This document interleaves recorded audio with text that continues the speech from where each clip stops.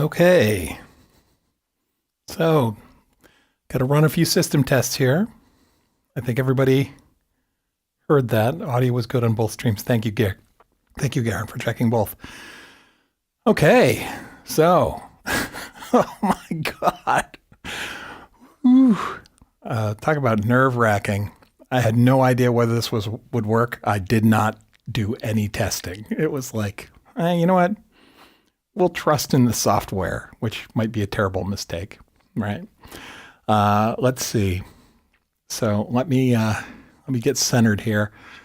Okay, we're looking at console stuff. We got hand waving. I'm up in the corner. That's fine. Audio's coming through. I hope you guys can hear my voice. So the canned music feed I know worked. Someone confirmed that you are hearing me jabbering. And all right, and we are simulcasting, going to 2 channels simultaneously. We'll talk about why in a little bit, but there's a yup, all good, thank you. All right, so, and I trust if it's coming to one, it's going to the other, because from my end, it's all just one thing, and it's splitting the stream out to a couple channel endpoints, so cool. I've got chat up for both channels. So that's good. All right, sweet. So if you actually listen to both streams, it's quad. No, it's not. And don't feel obligated. Okay. So, what's going on? So, if you hadn't seen the posts yet or seen the little video I published to the second channel, I started another, YouTube channel. Synth Seeker is continuing. It's not going away. But Synth Seeker sort of stresses Berlin School, prog rock, and jamming over live streams. And this year, after January, I've decided I really want to focus on getting an album out this year. And so we'll continue to stream on Sundays at this time. And there will be an aspect of some jams in there. But during the week, I'm going to be working on this album.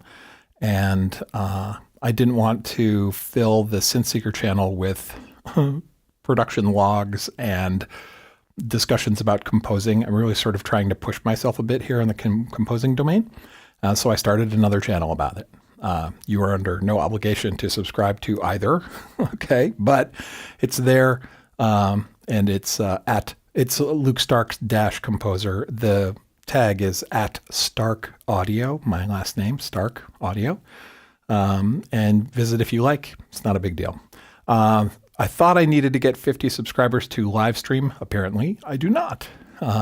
So whatever. Seems to be up and rolling. Let's quickly say hello. I saw Quasar over there. And who else is here? Engine Einzelmal was the first one in. Followed shortly by Torsten and Dr. Felix. Tracy, good to see you. Davey, Daniel Evans, thank you. It is Sunday. Let's see. Who else? Andy's here. Lemon Delight. And Audrey's here. Whoa, my wife just turned up the heat. Oh, it's going to get warm in here, boy. If I'm missing anyone, Citizen's here. Otto Z. Quasar popped into, Garen and Quasar are in both chats. Okay. The Morphing Orb. Hey there, buddy. And let's see. Who else? Real quick. We'll get to the bottom of the chat here. AJ or Aj. There we go. Liam Odell. Hey there. Liam, are you new? I don't recognize your name. If you're new, welcome. And if you're not, welcome back. Will Esplin. Hey there. Which stream do you choose? They are identical. So we're going to see what happens with YouTube when I've broadcasted the exact same stream to 2 different channels, and we'll see what the copyright gods do. Will they strike the one that's like 2 milliseconds sooner? I'm not sure how that'll work. So once the stream ends, it might just lock one out. I have no idea. We're going to find out. Hey, Cyrix Steinhardt. Hey there.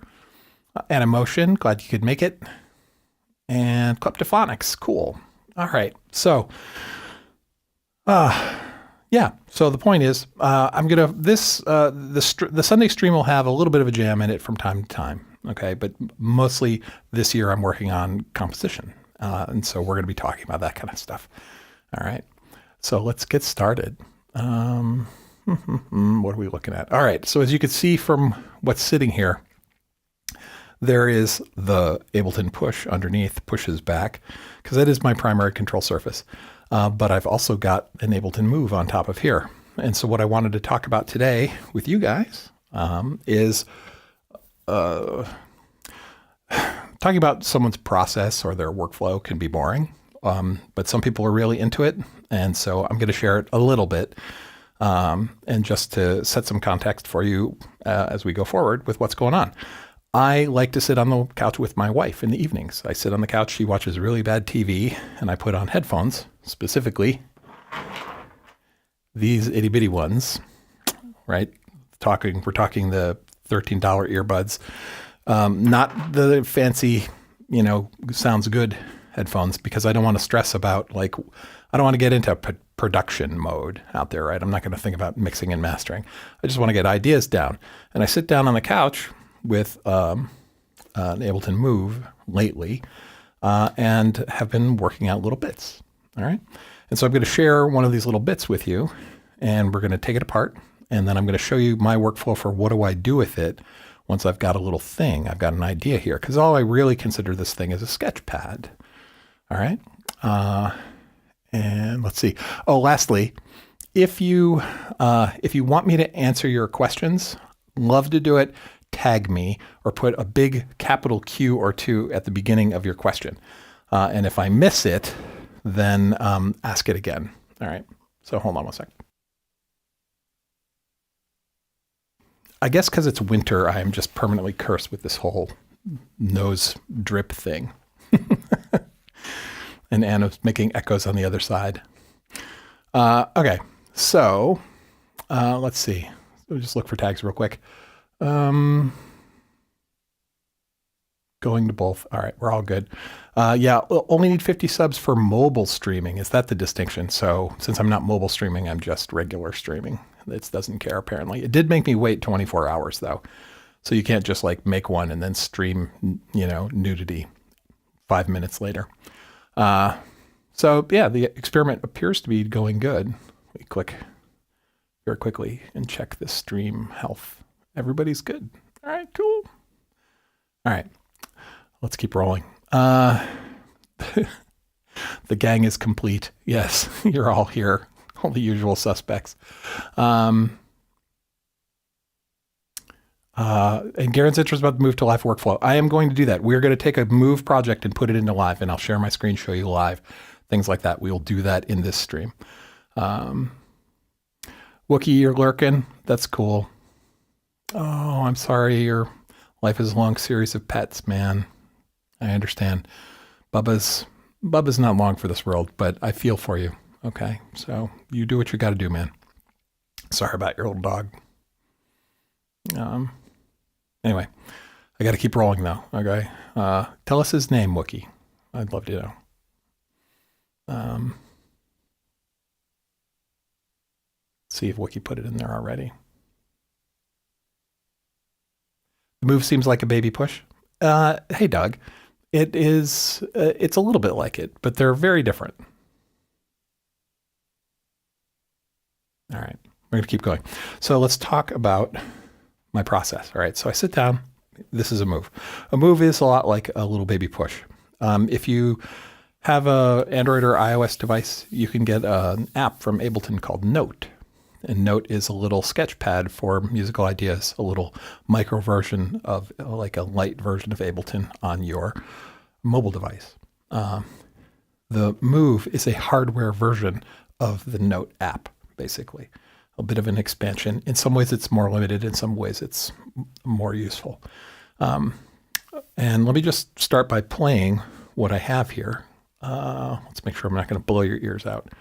So this was, the big experiment was, can I dual simulcast stream? And that seems to be working. I haven't checked levels or anything. So let's see.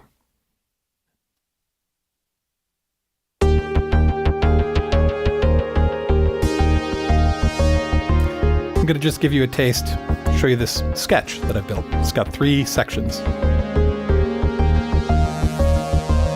4 instruments. The sounds you're hearing are coming directly from the Move.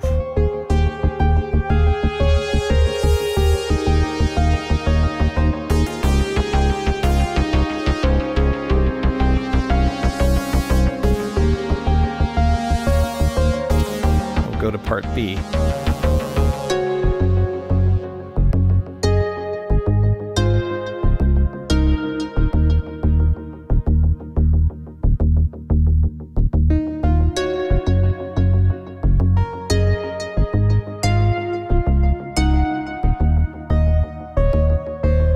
Part C.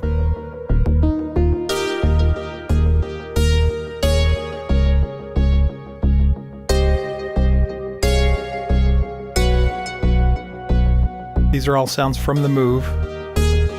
They're made from Ableton stock devices that are running inside the Move.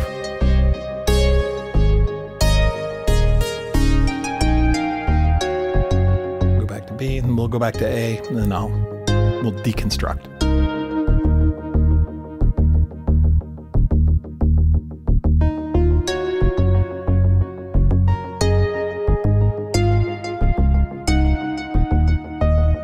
Part A.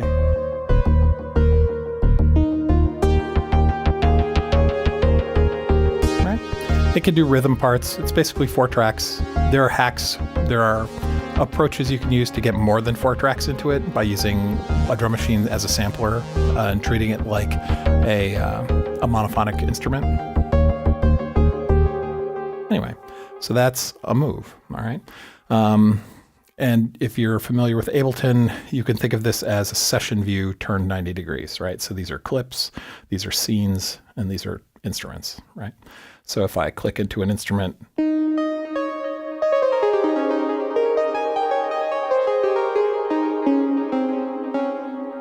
okay, that's the instrument on the purple track. Now, this screen is here not for any required purpose, all right? I've internalized this. They had it since November, October, somewhere in the fall. And it's intended for you to internalize the UI, the interface, the physical interface, because you don't need to use this screen. It is just there as hinting and as an indicator for modality changes. You don't need to, like, I have terrible eyes. I cannot read what is on that screen right now unless I take my glasses off and go, all right, there we go. But I don't need to. The shapes of the screen is sufficient for me to know what's going on. All the surfaces are capacitive. So when I touch this big knob here, the screen lights up. And if I turn the knob while it's lit up, I know I'm changing the first effect, the second effect, a delay and a reverb. Now I'm going to look at the screen here. I'm pretty sure I did not arrange it so that this is easy to see, and I didn't. And that's really not my intention. I'm not trying to give you guys a demo of, a deep explanation of how the Move works. I'm just talking about my workflow there. Okay, so don't get upset. You can go look at other videos, much better production value than I, as far as demoing how the Move works. But you can go to your tracks, right? If this track's a little hot, I'm just going to hold the track down, and then the volume knob will change its mode. If I'm holding a track down, the volume knob is the track volume.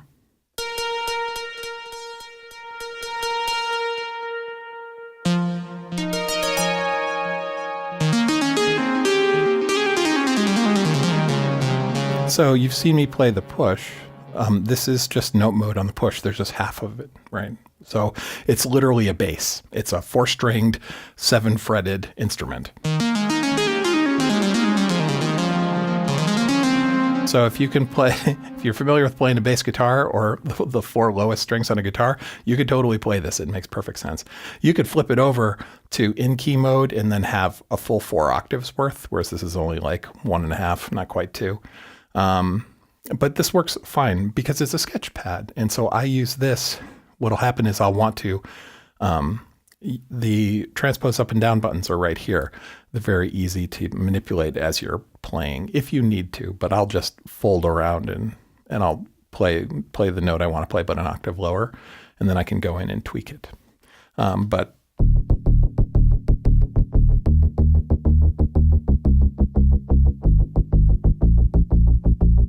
so that's 4 instruments, and it's this little sketch pad, and you can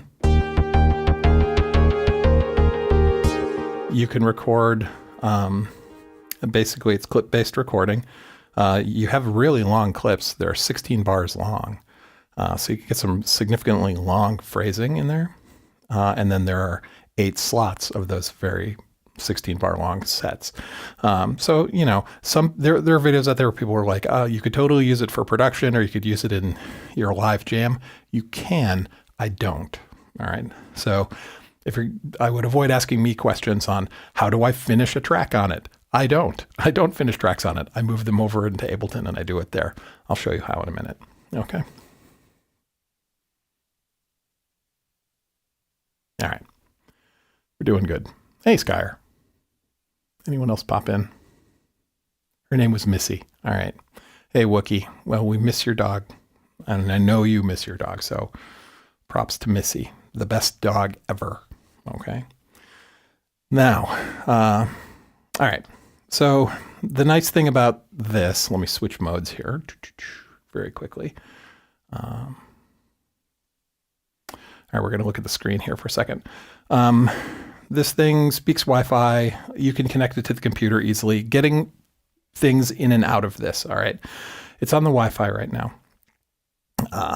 And if I go to move.local on my local Wi-Fi network, the first time I do that, this will display a number on the Move, and this form on the screen will ask me for to enter that number, at which point it drops me into the Move Manager here. All right. This is super slick. I got to say, from a workflow perspective, they hit it out of the park, and I am super happy with this. You can go and you can look at your sets, right? These are the sets that are in it. It'll hold 32 sets of things. It will sync them. It'll sync 8 of them to the Ableton cloud, which, hold on. Hold on a minute. Just because you need the Ableton cloud, right? You need the finger quotes on that one. So when you're looking at the sets that are here, you can rename them. You can download them as audio, WAV, or MP3, and it literally renders them.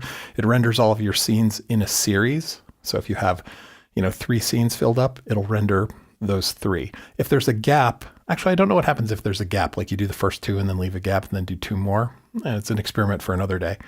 But you can render it as audio, or you could literally just download it, right? Or you could push it to the cloud. And I'm going to use the cloud as an example because it's a whole lot simpler. Okay, but there's your Move Manager. You can look at your sets. You can look at your recordings. You can bring samples into it, load your own samples. It's literally a drag and drop sort of thing. And the same is also true for presets. I've been making a bunch of presets and then loading them into the system. The presets are interesting. There's a subset of stock Ableton instruments that you use as a template they provide, and then you can build instruments within that context. And as the hardware and software advances, you'll be able to do more. Anyway, but that's basically, that is the how you talk to the Move, basically. It gets on your local Wi-Fi network, and it just works flawlessly. Now, all right, no questions. Cool. All right, so let me show you. So you just heard, well, here. Okay, so that's what's playing from the Move, right? Now, if I open up my browser here, I go over to the cloud. You've still got it open from earlier. So these are the projects on the Move that I have synced into Ableton's cloud, finger quotes implied, right? This particular piece is called The Return. And I'm going to go to the set. I'm going to open the set up. Here are the 4 tracks. Here are the clips across the 4 tracks, but I actually just want to pull these instruments. Now I could open that set in Ableton. The reason I'm not doing that is because Ableton is also like controlling my mic for streaming and has all the synths set up, and I don't want to. I could open that, but then I would go away. So what I'm going to do is in Ableton, you can actually go into a another set and drag the tracks out of it and then drop them either onto existing tracks, or you can drop them up at the top and it will insert them. All right. We'll get rid of that and then close that. All right. So these are 4 tracks that came from the Move, right? And this is in the Move, it's running Ableton stock instruments. So this is a drift synthesizer using a little EQ and a little reverb. All right. This one is a wavetable synth with a delay and a little reverb. You notice the pattern? It's Luke. We got delay and reverb. Another wavetable with delay and reverb, and then another drift synth with some EQ and some delay. All right. And so if I play this first one, it should sound pretty similar, actually. Because I dragged these in and because we're streaming, I do need to route these appropriately into the submix. Okay. That's not something you would have to do if you were messing with this, but let's hear it. All right, so that's what's coming out of Ableton. Let's A/B it. So that was from Ableton, here's from the Move.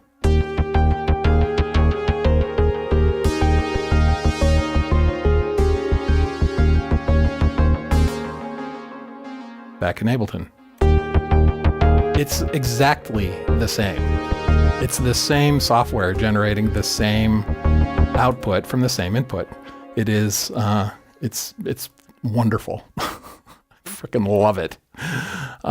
So what you imagine when you're couch composing, when I'm working on the couch, whatever I had in mind was hearing in my ears, when I moved into Ableton, it sounds exactly the same. All right.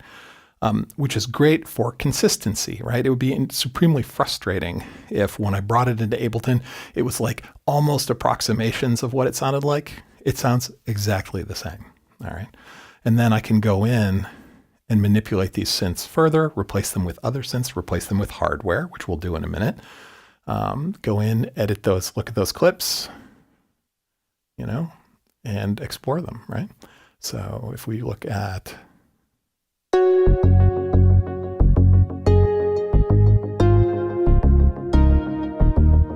Here's our bass line. There's a melody. One of the two.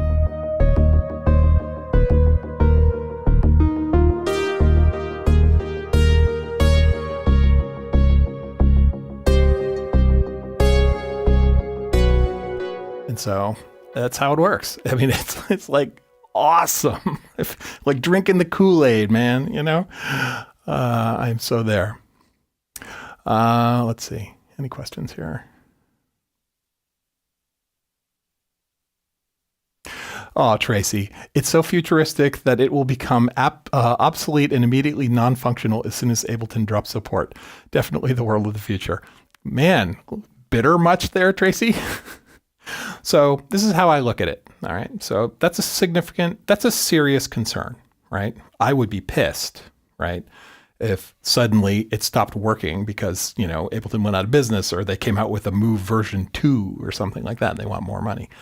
I take hope from the example of the Push. All right. So I bought a Push 2 when it was new. And they supported it for 10 years before Push 3 came out. And they still support Push 2, right? They're still backporting features into it from the new version, like when Ableton 12 came out and it had a bunch of new fancy things for Push 3.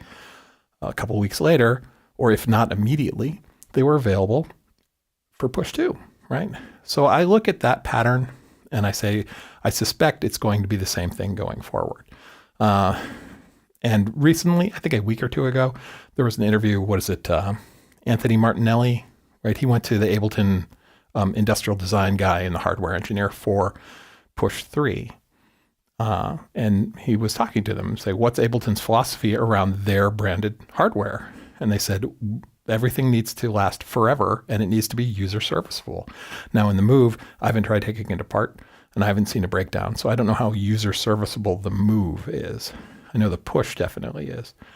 So, Tracy, your concerns are serious ones, and I, agree with you. If they didn't support it, or they immediately did another cash grab with new hardware, that would be a problem. I am very familiar with other hardware companies doing that, but I haven't experienced it. Does that mean it won't happen? I cannot predict the future, but I've invested a significant amount of time in my life into the Ableton hardware, and it hasn't bit me yet. So we'll see how it goes. Let's see. Hey, Francis. Oh, excuse me, Francois Proto-Papa. Ciao. How's it going, man? Are you new? Welcome. Let's see. Oh, God. The morphing orb is pretending to be a lemur. That's fine. He likes to move it. Francois says, I'm considering ordering the move. What is your experience at the moment? Well, I hope you popped in as I was describing what my experience with it has been. And we're going to keep working with it. I like it. It's a great sketch pad.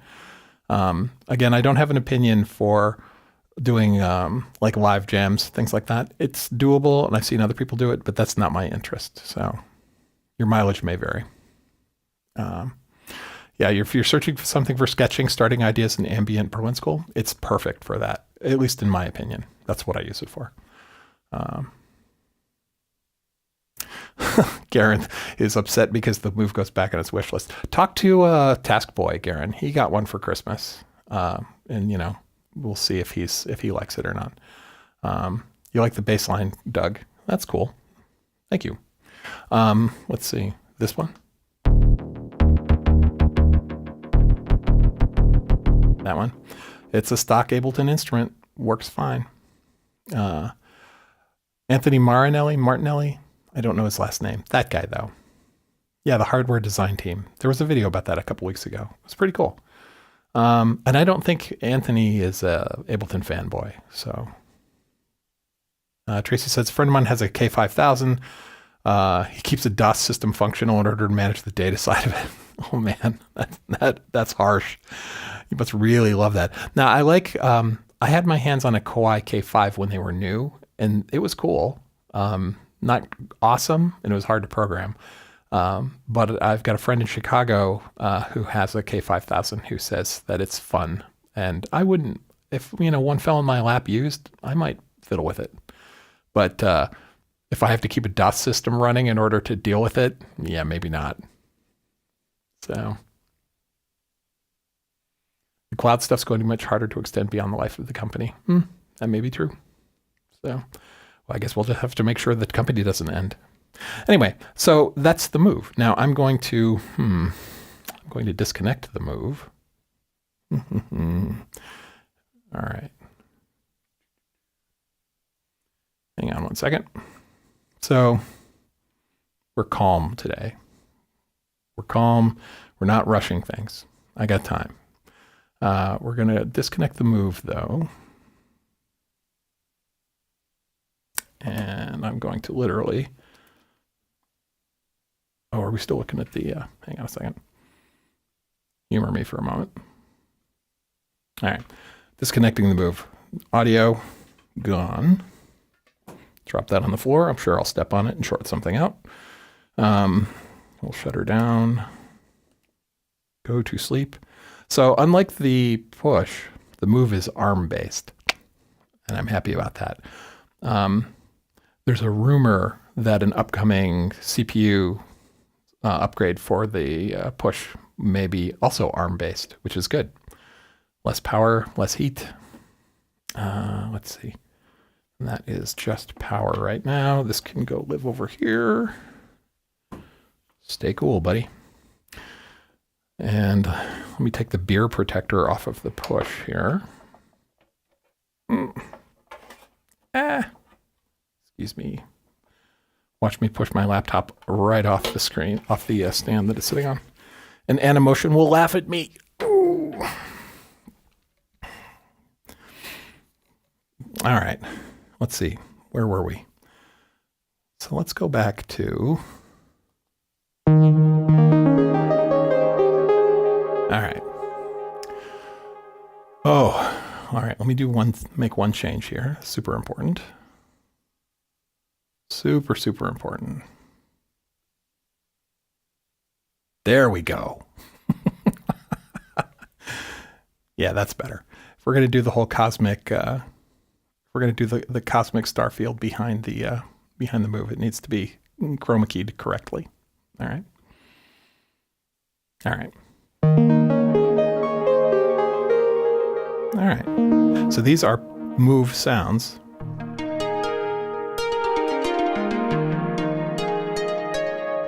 Being played from the push.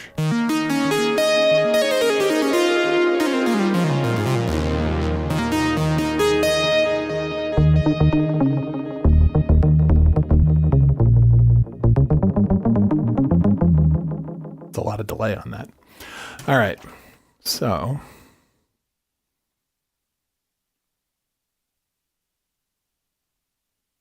Doug says he has an M2 Mac M2 Pro Mac Mini. There we go. And you just love it. You got it when the M2 Pro units were announced. That's awesome. Man, I like we're an Apple house. We drank the Kool-Aid, all that good stuff. So we have all the computers here are Macs. There's a whole bunch of HomePods floating around, stuff like that. Anyway, but use the tools you use. It's not a big deal. But I do like. I am annoyed that my Push 3 gets really hot because of the Intel NUC running in it. Well, it's not because of the Intel NUC. It's because of the design choices that the Ableton engineers made when they put the Intel NUC on it, right? So I'm not blaming Intel, whatever. Anyway, nerd. There's an entire channel for computer nerdery on the Discord server that surprisingly hasn't had like a Mac PC debate ever. Don't start one. The Morphigorp said, I recently sold my Push 2. You simply didn't use it enough to merit having it as a dust accumulator. That's what deck savers are for, man. Then it makes a great coaster, really big. Good pizza tray, too. But I loved mine. I had 3 at one point. Anna loves hers, except she doesn't like the cracking. The design, something about the design. And I haven't heard, so the heat just came on. Sarah turned the heat on just like 20 minutes before this. I have not heard the Push 3 cracking, Anna, and I haven't heard the Move do it yet either. So maybe they fixed that problem. Yeah. That's right, Audrey. No one knows. No, that debate never occurs on the internet. Garen says, my fear about getting the Move is that it'll be a dust collector. Yeah. Well, I mean, the collector creates the problem of having a dust collector, right? The collector in us all. I have synths that I collect, and they are a little dusty. So that's just something you struggle with all the time.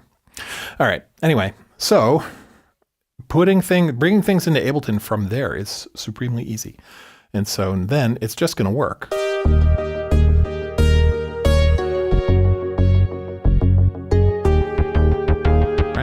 You could put it in this mode and, you could start cross-modulating things, right? Let's do this. We'll keep that solo playing with these.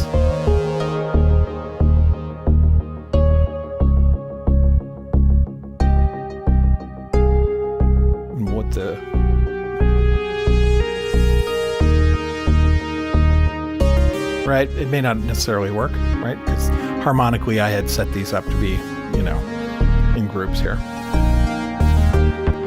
All right. So let's talk about hardware. So I've got a bunch of hardware in here. Oh, we do have this.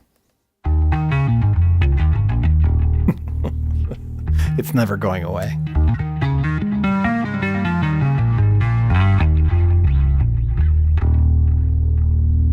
Anyway, so it's the usual suspects from the end of January, right? So we've got the Rick bass, we have the Op6.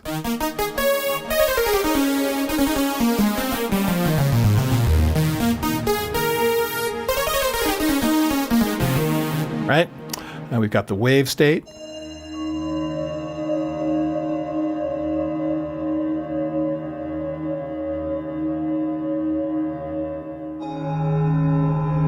right, got a little space pad going on there.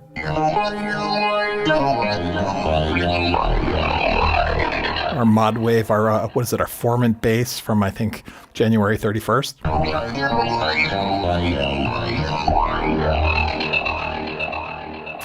For giggles, here, let's do this. All right, let's make sure. All right, so I think I'm cueing my metronome. Let me know if you can hear the metronome clicking.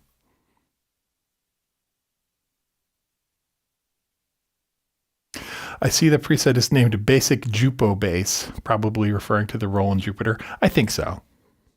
All right. Switched on Rickenbach, yeah. Lee Modell. The grid playing, I'm very comfortable playing a grid. Here, let's do this actually. I wanted to do this just for giggles. Let's very quickly put down a little bass lick.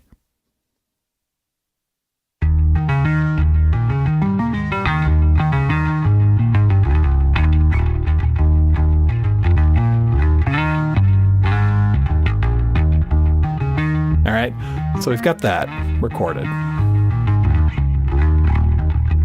There's one thing I want to change. So here's the thing in Ableton. This instrument, if you hit it at velocity 127, it does the grace note. You hear those grace notes? The little slides, little glissandos there? So that's if you hit velocity 127, all right?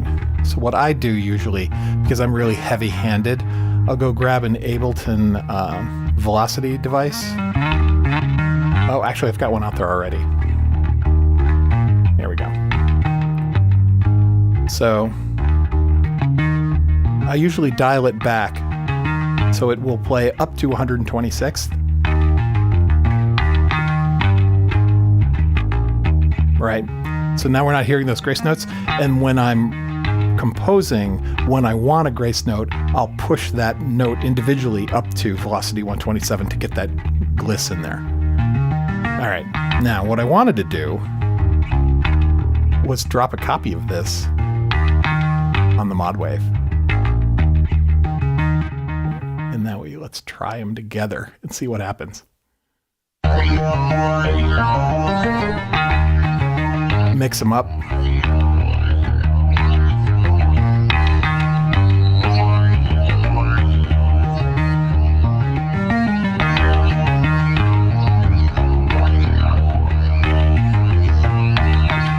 Right, here's your jam for the day.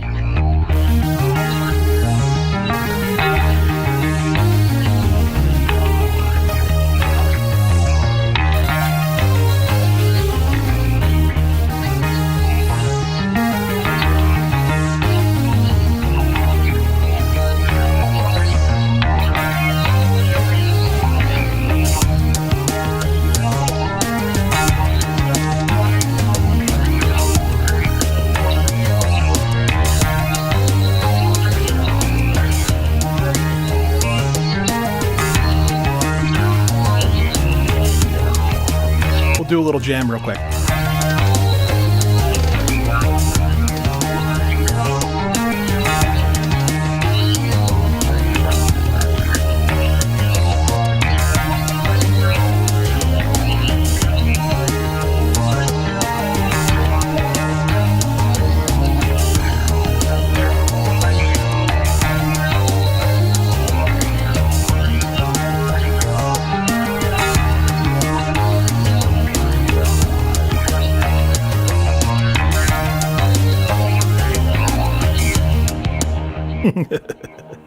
All right. So there's a jam. I don't want to say I'm never going to jam again because I do enjoy jamming. So that was fun. Going back here. So that mod wave, that's super fun. And who doesn't like a Rick bass? All right. What else have we got cooking today? The Summit. Okay. Hang on a minute. Let me get to the end of the line here.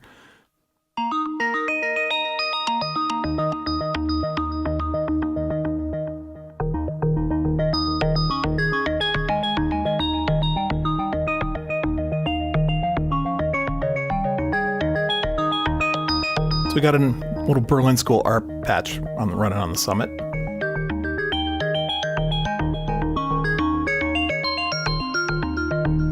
All right, what's the Hydrosynth? Probably our favorite horn.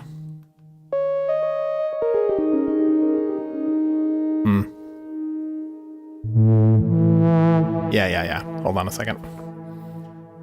So I don't have the push set up to do poly aftertouch right now.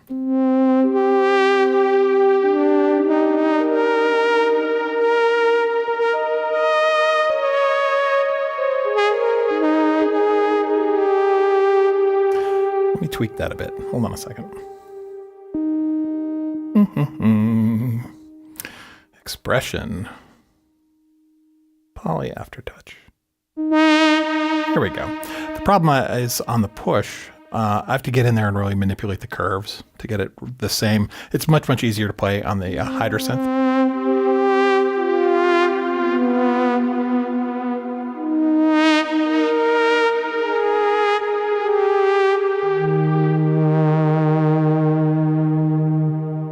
All right. The Blofeld. Got our old pluck there from January 30th, the last January day.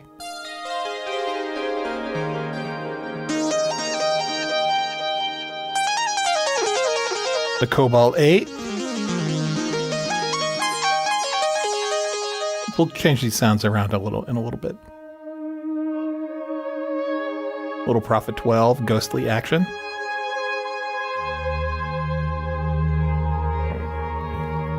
Excuse me. A little bit of my lunch just came up. Oof. Sorry about that. Doritos, circa 2025.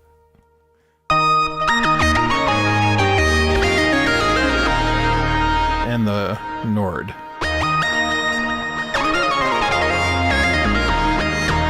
All right.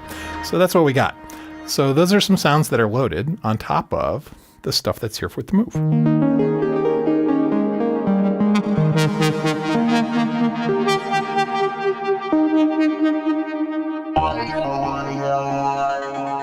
We go back. Here we go.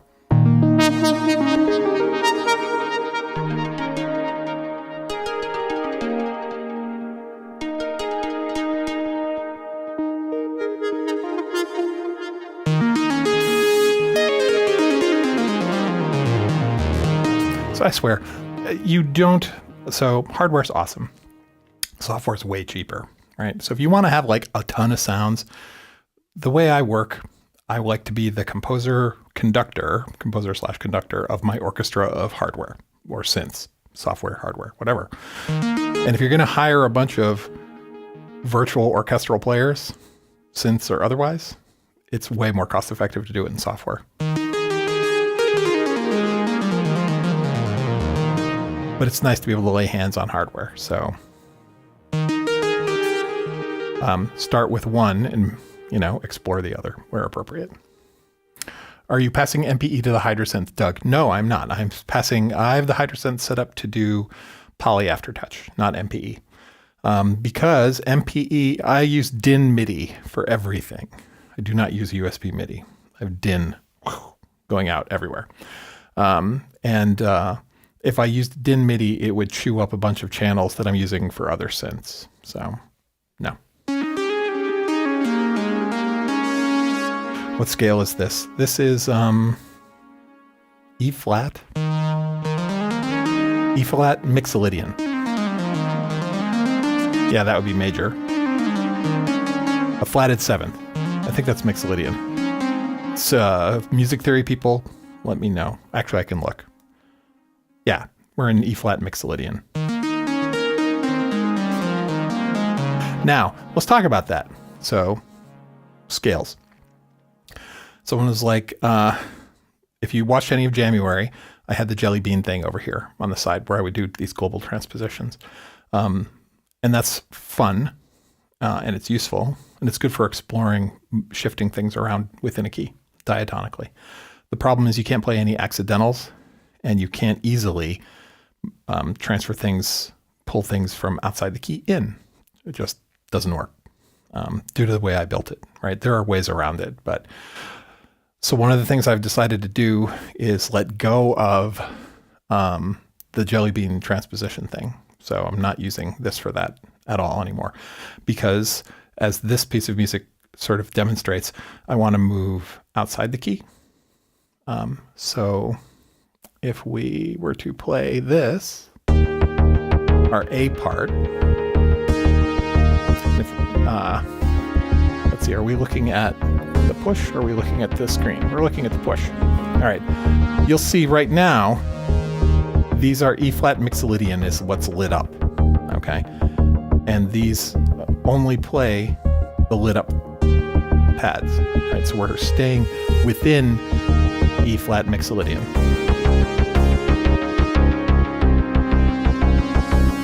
Right. But if we go to our B part,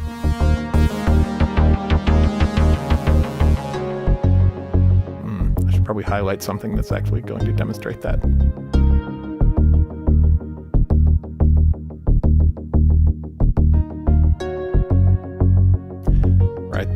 Right there, that bass part was outside the key. Hang on. That one. That's not in E flat mixolydian. I'm playing outside it. If I look at some of the other.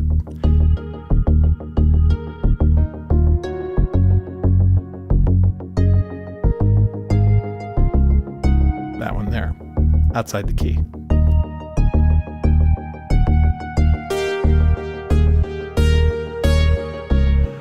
All right, so it allows me to do more dramatic sort of harmonic shifts.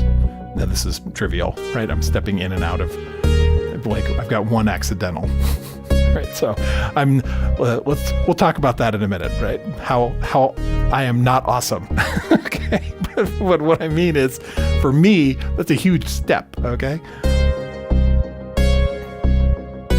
Like that.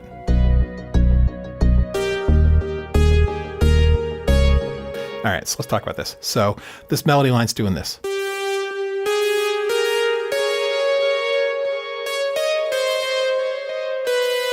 That's outside the key.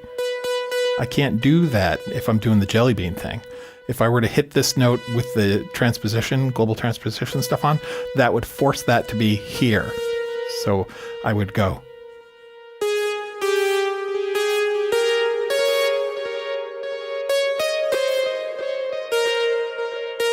That's the way it would play if I had global transposition on instead of.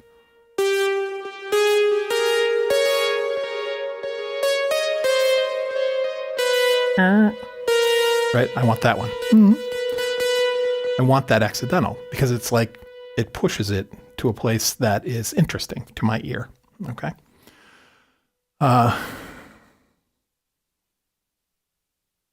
What made me not use not USB? It's because I just preferred in. I've noticed that my computers get unstable when I have many USB connections all at once. I know that's not true for everyone. For me, I tended to see that, so I don't use a lot of USB. So, Liam Odell, music theorist agrees. Mixolydian. Okay, thank you, Liam. Let's see. Oh, hello. Hello, Mr. Pink. So we try and be family friendly here. So I won't say anything about your handle. You are welcome here, but I'm probably not going to say it out loud. Okay. Let's see. I play accidentals all the time. Yeah. Don't we all? Right. We used to call them jazz notes a lot, but lately I've been calling them drummer-friendly notes. Someone cued me into that. And I'm not disparaging drummers. My dad's a drummer. But I just thought that was funny. So, yeah, that's cool. Mr. Pink, not a problem. Or Ms. Pink. I hope I'm not misgendering you. Anyway, so that's what's going on. That's why we're not doing transposition anymore, because I want to step outside of these things. So let's talk about orchestration. Oh, a little background. Okay. I mention music theory things. I know very little music theory. I talk about composition, and I call myself a composer because I compose music. Okay. I have zero, literally zero musical training in anything other than performance. Okay. I took some instrumental lessons as a kid, right? My parents were musicians, so environmentally, osmotically, I picked up a few things. But I had lessons to play the viola, and lessons to play the string bass, and lessons to play the bass guitar. And that's it. So when I speak on this channel, but we'll talk about the channel stuff. When I talk about composition, I am not speaking with authority. I'm speaking empirically. Okay. So I'm saying, in my experience, this is how this compositional device works for me. So for those of you out there who know more than I, please share your knowledge. Share it with our peers here in the channel, in the comments. It would be great. Share it with me. Okay. And if I make mistakes, just correct me. Anyway, that said, quoting me about composition and music theory is probably not a good idea. Okay. Just heads up.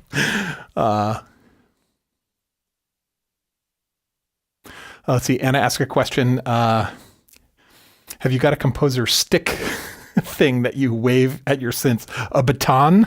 No, I do not have a baton. That would be a nice gift. We'll see. I'll ask my wife as I bring the mouse closer into view. You appreciate the vocabulary. That's cool. All right. So before we, we'll talk about, at the very end of this, when I run out of steam, I'll talk about the whole channel dichotomy thing. Why are there two channels? Why are we simulcasting? Which, by the way, let's check the health of the stream. Are the dual streams going okay? All right. Both of them are still alive. All right, sweet. Okay. No complaints. All right, fine. It's working. Technology works, apparently. Okay. So we're talking about orchestration. Again, I know nothing about orchestration. I just empirically know when I write stuff on the move, right? Or if I write stuff on my bass back in the day, or if I write it on a guitar, or heaven forbid, a bouzouki, right? I've gone through the list of instruments I've played. Eventually, I put that music into a sequencer, in this case, Ableton, but you can use whatever you want. And then I want to orchestrate it, which means a lot of things. But to me, when I say orchestrate, I mean I'm going to take the clip and I'm going to apply a synthesizer to it, hardware, software, to change the sound, change the timbre.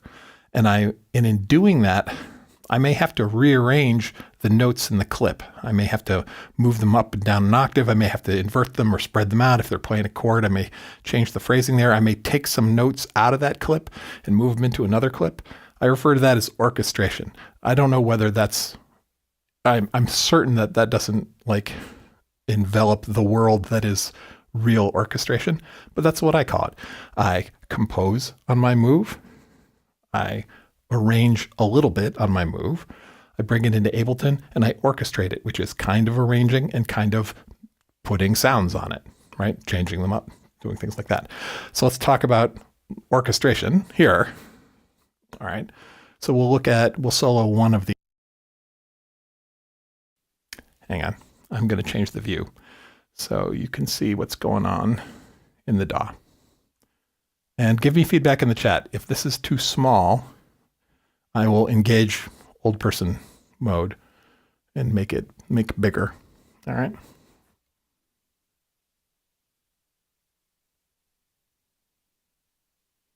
Bye, Liam. I got to go record some music for my class. Are you teaching or attending?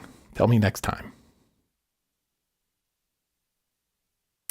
This one's, I'm using Ableton here. Synchrotron says, I think that orchestration is the arranging of all the various instruments in an orchestra. Please let me know if I have misunderstood that. In the metaphor of what I'm doing, Andy, yes, because I consider all of my synths my orchestra, but someone else will set us straight, I'm sure. All right, so this is, what's solo? Solo being relative. I need to set it up so that when I hit solo, it doesn't mute my mic. We're just going to listen to the first clip on this first track. All right. All right, so that is that in context.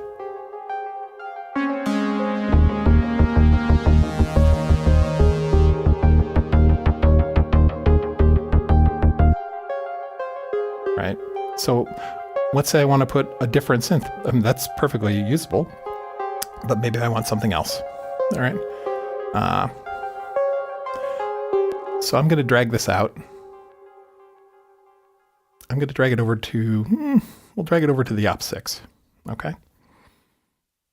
And we're going to do some preset surfing. All right. So I'm going to set the volume down a bit. We'll hit play. And I'll reach over. This is the best part about hardware. So I'm literally just, now I get to lay my hands on the synth. Hang on a minute. Let's start at the beginning.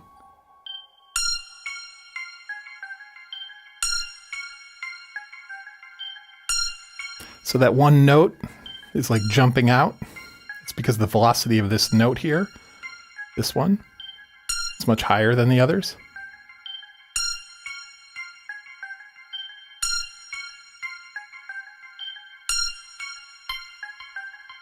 Bring these up. I could have grabbed them all at once, but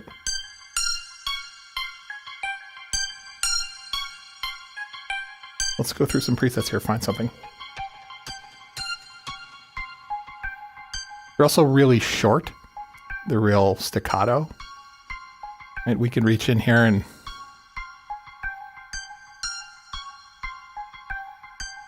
let's do this.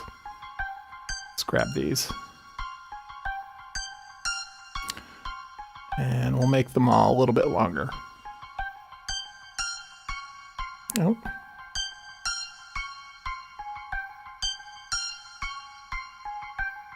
That's weird. It's not letting me grab them. There we go. There we go.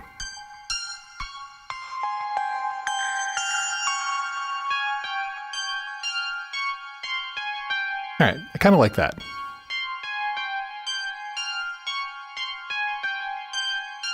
The meter levels at the bottom, they're the meters for the channel.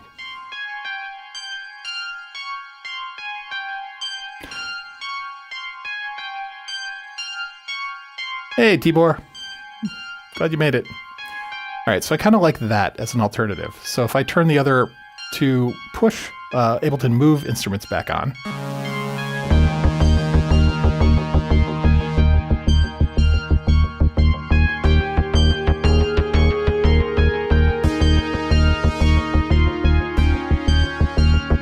All right, so this this lead here, I want that to play on either the Hydrasynth or the Cobalt. Let's drag it over to the Hydrasynth and give it a listen.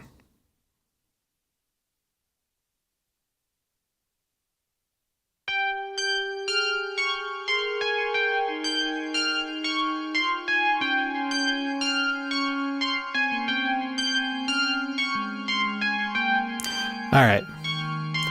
So one of the things I need to do here is, if I really want this to play out, I either need to open its filter up a little bit, or I need to go in and program some aftertouch in. And I'd rather just open the filter for now.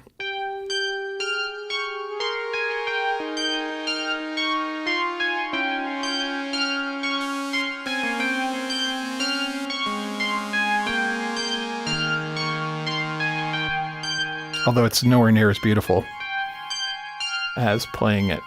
So this might be something I would go re-record.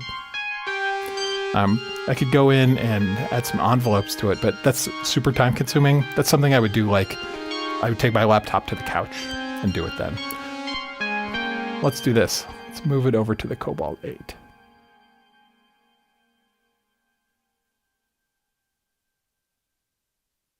try this.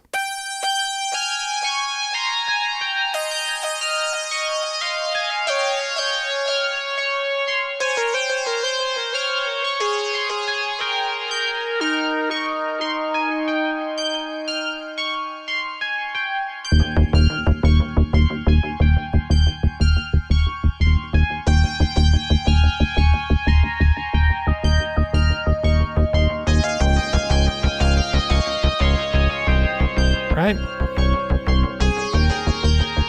And so there's this process where I iterate over this. I assign a synth, I play with the MIDI. Change the synth sound, play with the MIDI. Got to add some expression in there. I either play it or I'll draw it in.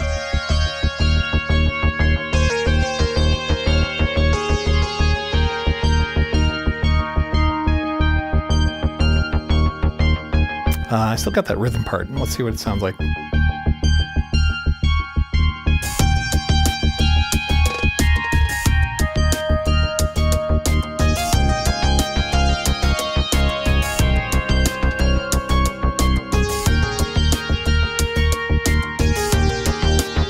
All right, so I like those two selections, right? I like that Cobalt 8 for the lead, and I like that sort of Op 6 for that. So let's do this. Let's move the other patterns from that instrument over to the Op 6, and I'll move it over to the Cobalt. And let's see how it sounds now.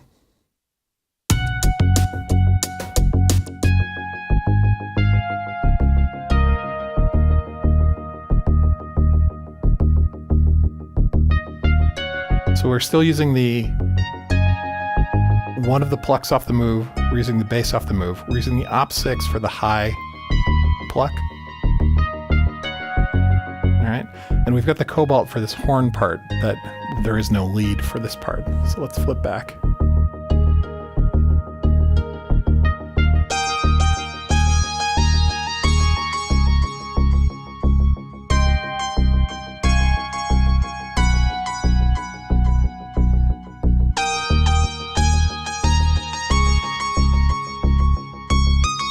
So that Cobalt lead needs to be a bit more legato,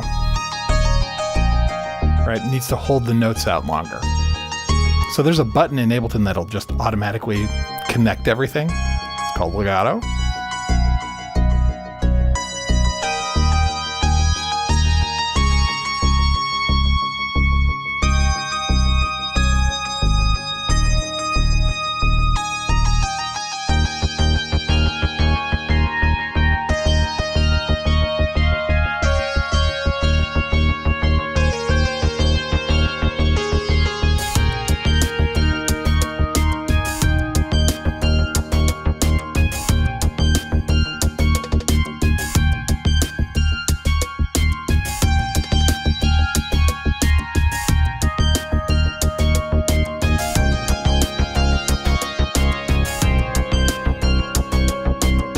Let's jump to the C part here. Oh, we'll go to B.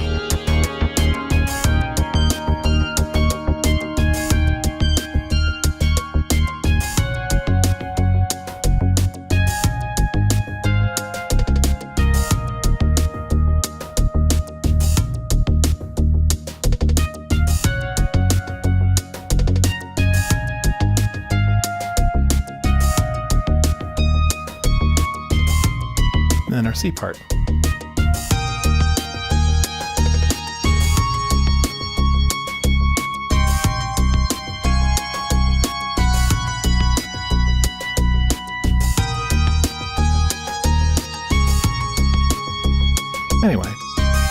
Anyway, that's the process. Okay. So I'm on a short leash. We start with the move. All right, let me flip back here. Ding. All right. So we start with the move, right? This is me on the couch with my wife, right? Let's add more detail there. That's me and my wife on the couch. She's watching TV. I'm making music on the move. I'm not making a move on my wife on the couch. Got to get it right. Family friendly. And then we pull it into Ableton, right? And it's supremely easy to do that, right? You just put it up in the cloud, open it up in Ableton, drag your tracks in. They're going to sound exactly the same, no matter, what you create on the move sounds exactly the same when you bring it in Ableton. So you've got a consistency there, right? There's nothing jarring. And then I start orchestrating and arranging. I start moving clips and assigning synths to it, soft synths, hardware synths, right? Start rearranging, start playing with things, and then start, where appropriate, adding more layers, right? For a giggle, let's put the bass on the Rick bass and just see what happens. Too deep. I need to bring that up an octave. Hang on one second.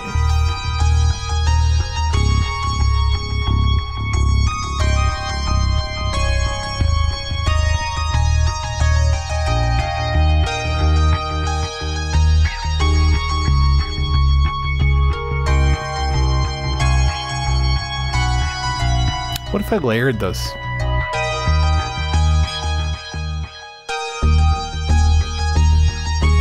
Probably too boomy, but...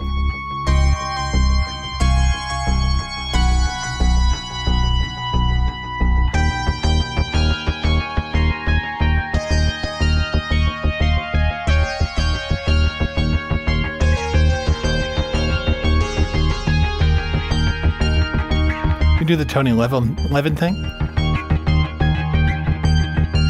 We'll bring the bass up an octave above the synth.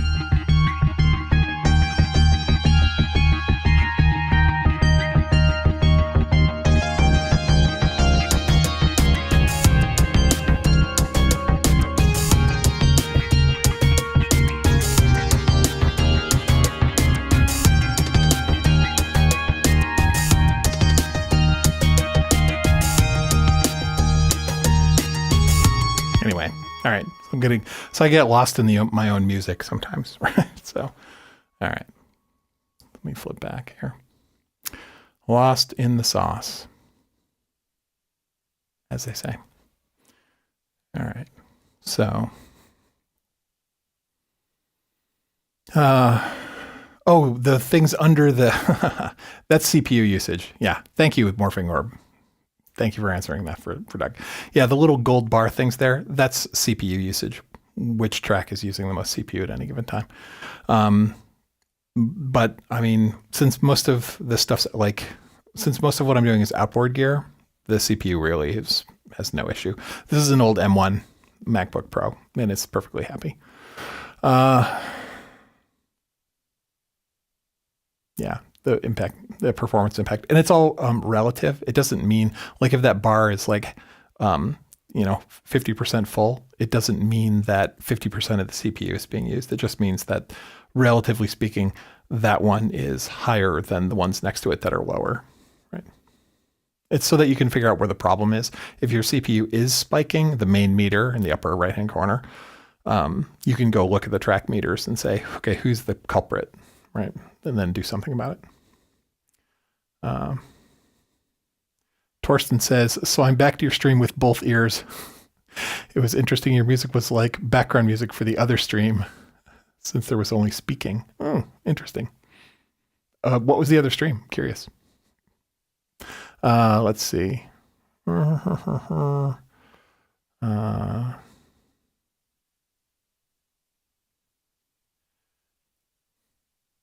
was an interesting band in the 80s. What was their hit? Is Animotion the name of the song that was the hit or the band? I want to say it's the name of the song. I'm trying to remember. All right. I also need to order a Valentine's gift for my spouse today. It's the gift that keeps on giving, Freddie. I'm pretty sure your spouse wants a new synthesizer, right? What's that meme? There's a meme of like the husband with the covering his wife's eyes. They're like, I got you something. Open it up and it's a giant synth room. But she's a little disappointed. Sarah and I have shared hobbies. Hers is a steady trickle. And mine, her spends money as a steady trickle and mine spends money in like crack-like explosions a couple times a year. It all averages out though.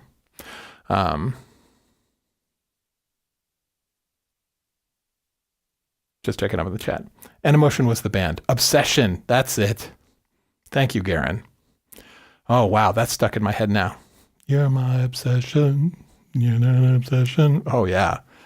That has a really great synth line in it. Okay. So Quasar says he runs his DAW on-prem. Nice. Not in the cloud. Anyway, so it's, what is it? 3:09. We've been running for a little over an hour. I think that's probably good, right? The whole point is to give you guys an update on what I've been doing musically for the week on Sundays. Oh yeah, so the channel split dichotomy thing. All right. Yeah, let's do that. Let's talk about that very, very briefly, because who doesn't love to talk about themselves? Never give me a microphone, right? That's the standard party line at work. right? When we're having an event, don't give Luke the microphone. All right. So, Synth Seeker. This channel exists. It's the one that you're at, probably, watching this stream. This is the channel that I've had for many years. Berlin School, prog rock, film music, and that. Lots of tutorials on Berlin School, et cetera, some synth stuff, nerdiness, a lot of streams, music releases, things like that. It's not going away. It just is a thing. The Discord, Synth Seeker Discord's associated with this thing. So if you want to be on the Discord, you can join the channel, or you can go to Patreon and sign up. Gets you in the Discord if that's your thing. But this channel is what it is. It's not stopping. I'm going to continue to publish things here, just not as often because I'm doing fewer jams, really. And when I do, they'll end up being here. What will probably happen is, since I can simulcast this to both channels, the Sunday Shenanigans will go to the Synth Seeker channel. So if you want to keep consuming that, you have nothing, you can do nothing, you're fine. But it's also going to go over to the Luke Stark channel, which is this one. Okay. And this is going to be videos like production logs and releases when I put out a new album. That's the goal for this year. It'll be here, et cetera, et cetera. You don't have to follow this. Okay. I'm just letting you know, so there's no confusion. There are two channels now, and this one is going to get the streams on Sundays, the new one, and then assorted other composition related stuff and synth things, right? But I don't do synth reviews. Right? So it's not like you're missing out on anything like that. The Synth Seeker channel will just keep going forward. It'll do its thing. And it'll get videos when I have something worth saying in the context of Berlin School, for the most part. I'm kind of like, I've said everything I kind of want to say. So until I discover something new or get inspired, if one of the new tracks on the upcoming album, upcoming meaning to be completed this year, has not yet actually been started. There's three sketches on the move for the upcoming album. If something comes out of there that's particularly proggy or Berlin schooly, I may make a video about it on the Synth Seeker channel. Okay. But probably not. It's probably new composition is going to be on the Composer channel. So that's all. Nothing earth shattering. There's nothing to do on the Composer channel. You can subscribe if you want, but you don't have to. I'm not asking you to. But there's no membership. There's no joining. There's no Patreon for it. There's none of that. It's just a thing. It's the bulletin board upon which I will throw musical compositions and Sunday streams. That's what it's for. Okay. And the Sunday streams also will go up on the Synth Seeker stream channel. So if you want to do nothing, you're fine. Okay. That's the gist of what's going on there. So let's go back to here. Ba-doop boop. Okay. All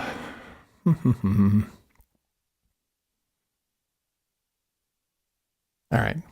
All right, we're good to go. Yeah, Tracy, I'm targeting, sort of. I mean, there's no goal, right? Am I simulcasting? Yeah, every Sunday. I'm going to simulcast every Sunday. Now that I know that it works, yeah, why not? Just for giggles. So new people who run across the new channel can see the stream. And then old people who are, sedentary and are like, I'm staying here. This is where I go for my streams. They don't have to move. They're fine. So that's the idea. Let me see here. The stream appears to be happy. All right, cool. On both fronts. Technology, amazing. Technology is amazing. Okay. Wondering about your nice green names. If you watch this stream on the Synth Seeker channel, your nice green names will remain green, and you can feel special. You are special. And really, that's about it. Okay. So thanks, everyone. This has been super fun. And it all worked, and nothing crashed. Holy cow! Knock on wood, quick. Really, that's about it. Today's the Super Bowl. That'll be fun. We really just watch the commercials. So it's an excuse to eat queso. It is an excuse to eat queso. All right, everyone. Have fun. I am going to shut her down. Torsten, you became old. Last week, Torsten searched at YouTube for her name and got the results from Animotion. Oh, all right. That's an embarrassing thing I won't repeat. All right, have fun with that. Everyone, have fun. It's all been good. And we are out of here now. See ya. Have a great weekend.